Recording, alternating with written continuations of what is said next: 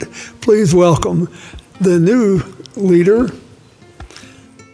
by popular demand of the youngest citizens of Bangladesh, Mohammad Younus. Thank you, Bill.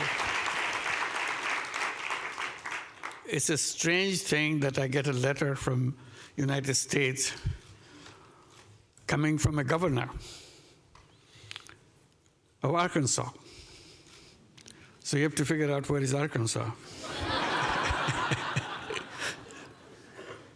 He wants to meet me immediately. So I don't know how immediately that was. I said, next time I'm coming to United States for this visit, this program.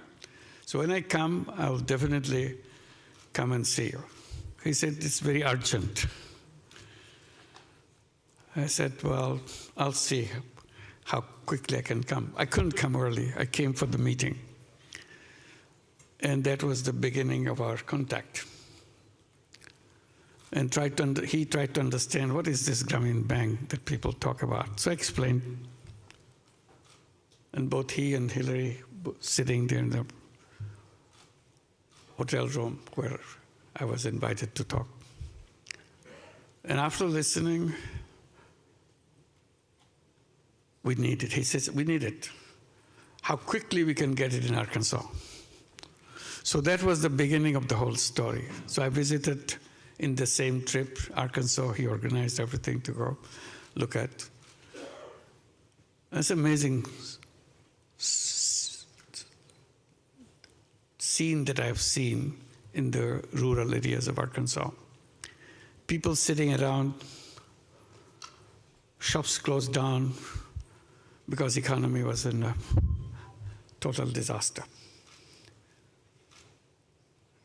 So the people who were accompanying me to show me around,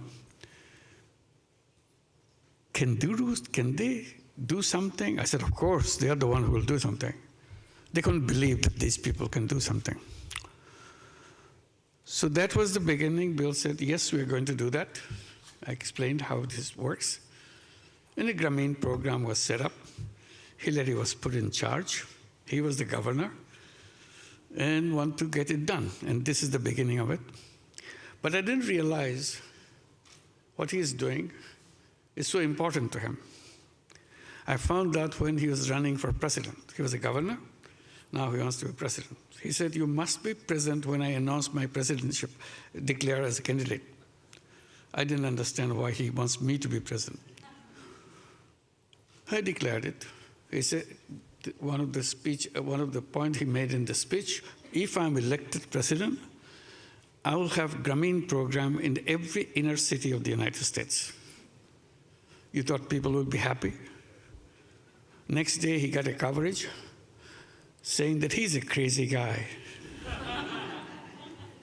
He brings someone from Bangladesh to tell the Americans what to do. How crazy can you get? He didn't give up. He explained again and again why it's important. He never stopped saying how important it is to help people transform themselves with a touch of few dollars. And that was the beginning that continued when he became president. He wanted to do it. And that's the signing of the bill he mentions. And then Hillary came to Bangladesh along with Chelsea. I saw Chelsea here. Both of them came to Bangladesh, spent 4 days with us, wearing Grameen check, which is a rural handloom weaver, make the very simple clothing like this. And all 4 days they were wearing clothes which was made by the weavers in the villages and designed by a local young person. And everybody said, what's she wearing this? How did you do that? Who designed it? So I was not prepared to answer all those questions. I don't know why they asked. But they were so curious that the First Lady of the United States wearing this dress made from a very simple fabric done by the rural weavers. So tremendous respect that it showed to people who just do things with their own fingers, with their own hands, and for tradition. of long, many years. And then Bill Clinton comes after this visit, and first thing he said, I couldn't take it anymore in our breakfast table. All they talk about is Bangladesh, Bangladesh, Bangladesh. So I don't know what they're talking about. So I said, now I go there, and I'll be talking Bangladesh, Bangladesh, so that it will be even. So that's the kind of intensity he felt about the people who need the support and so on. And that didn't disappear in Arkansas. When he became president, it got slowed down, but it appeared in Chicago. Became a program in Chicago. And now it came in a big way, Grameen America. Grameen America started right here in New York City, in Jackson Heights. It's a tiny little program. And then it started spreading. Now Grameen America has 35 branches all over the United States. Every major city has a Grameen Bank branch. And today, nearly 200,000 borrowers, all 100% women in all these inner cities, which was his dream, and take $1.5 billion a year. We reached at the level, now we lend out $1.5 billion a year with perfect repayment record. No collateral, nothing. And they are giving the projection, so in the next 10 years, we'll be reaching a level with $4 billion a year kind of loan duration. It's an amazing story, what he began. And the time he began, we became a bank, formal bank, got a license in 1983. It's a tiny little thing at that time. Bill invited me in 1986. Can you imagine? So his radar is catching signals where it's this tiny little thing. You still don't know what it will be like. But he wanted it to be in Arkansas. So that relationship between me and Bill and the family goes a long way, inspiring me to do things. And it continued that way. I was a regular participant of CGI ever since it began. But then got disconnected. I'm very happy to be back here. It's wonderful. You've heard a lot of stories about Bill Clinton, but probably many people don't know the story that I know. And I saw him very close range, what he is all about. And I'm so proud to be his friend and Hillary's friend and Chelsea's friend.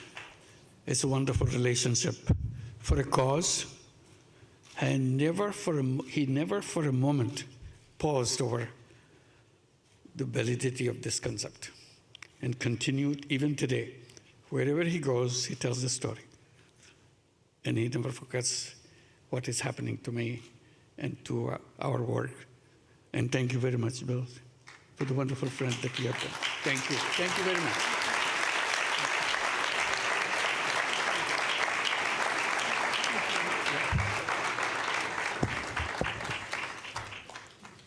Well, you're the only old guy I know who was ever drafted for his eminent position by the young people of his country.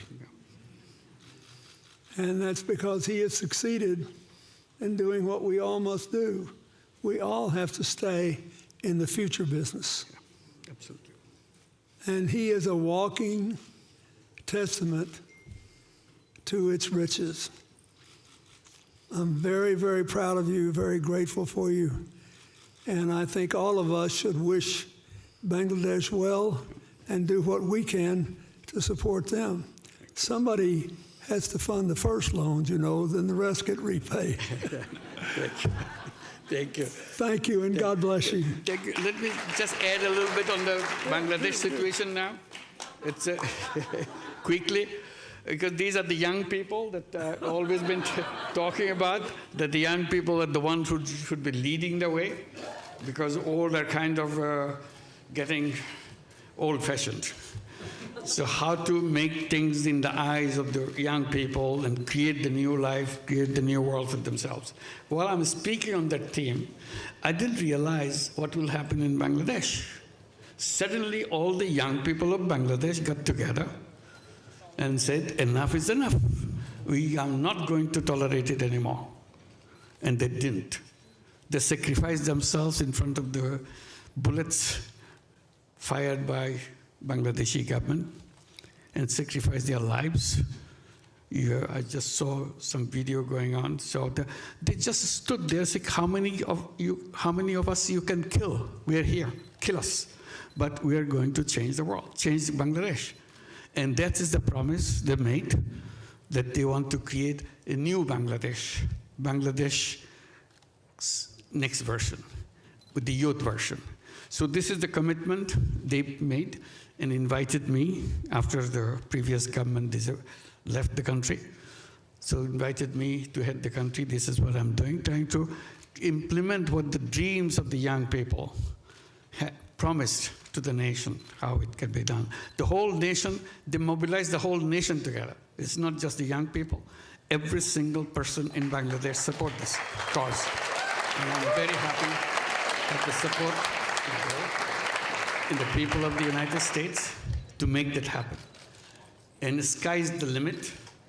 They want to make this Bangladesh called New Bangladesh. They said we put the reset button, old is gone.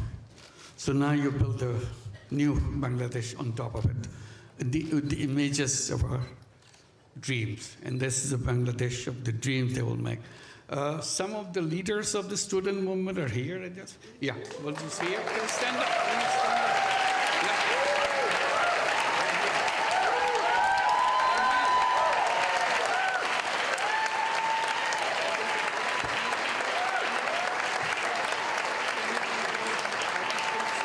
It's amazing the way they speak. The language I never heard. That speak about the world they want to build, the country they want to build for themselves, and they are ready behind it to make that happen. So please help them, support them, so that their dream comes true. And this is the responsibility we take together, and you'll be here with us in that dream making that dream come true.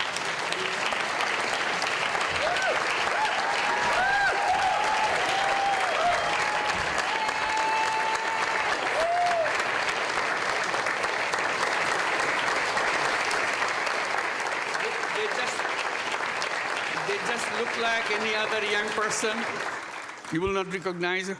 But when you see them in action, when you hear them speak, you'll be shaking.